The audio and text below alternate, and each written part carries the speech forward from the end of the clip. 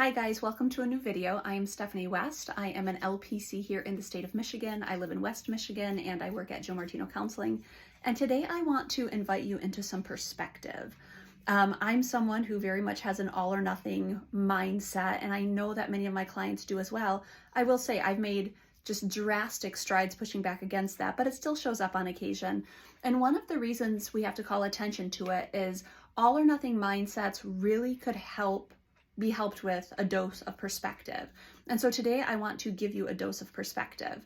And that is when we set a goal for ourselves and maybe we gap on that goal. So let's say there's an intentional eating plan in place and we have an off day, or we wanted to do movement and we didn't get our exercise in, or we intended to connect with a friend and we failed to do it. Often we get into kind of this all or nothing vacillation where, well, it didn't work out today, so I might as well give up on my goals. And maybe you're not that radical. I can be that radical, but historically, I've definitely been that radical. And so I want to invite you into a visual that I find very helpful, and that is a trusty ruler. Now, I did not spring for an expensive ruler. This one is very, very chintzy, pretty old school, kind of cute. But notice that it has 12 inches as any good ruler would. But if you flip it over, what we have here is 30 millimeters. I did not know that 12 inches equals 30 millimeters. It just happens to, from what I can tell. But it's a great visual to remind us of what it looks like to have an off day. So if I have 30 days, and most months have 30 days, or at least many months have 30 days. I know there's some where we might have to stretch our imagination and say, oh, what if it has 28 days? Or what if there's 31? The visual still holds as far as I'm concerned. But we have 30 days represented by 30 millimeters here. So let's say I have an off day. I've now effectively used up that much of my month on an off day. Let's say I've had 2 off days. Okay, I've used up that much of my month and I still have 28 days of opportunity. Let's say I got real rowdy and I had a 3-day bender of whatever the behavior is that you don't want to be true.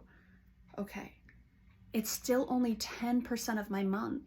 And one of the things we have to watch for is that catastrophizing that a behavior sets us back, or we're off course altogether, or we just can't reach our goals because we had an off moment or an off day or an off weekend.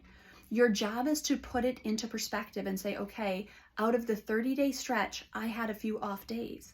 So I often have clients come in and maybe I see them every other week, so I don't see them for 14 days, and they'll be like, 2 or 3 days over this last 2 weeks was awful. And I'm like, so you're telling me you had 11 quality days? That's improvement. And so we have to look at kind of the macro perspective of things. In the scope of what am I trying to accomplish, is a 1-day or a 2-day or a 3-day gap going to be something that limits my potential? Not really. One of my favorite food structures is an 80-20 structure where 80% of the time you're locked in on your goals and 20% of the time there's more flexibility. So if you're inviting that sort of kind of psychological flexibility into your goal setting, this can be a really helpful reminder. 1 bad day does not a bad month make. 2 bad days does not a bad month make. Even 3 bad days does not a bad month make. You have so much opportunity if you pick up, dust off, and get going again. And so wherever you're at in your goal setting, if you feel like it's been a bad day, I want you to acknowledge, yeah, bad days happen. But in the big scheme of things, it's not such a big deal.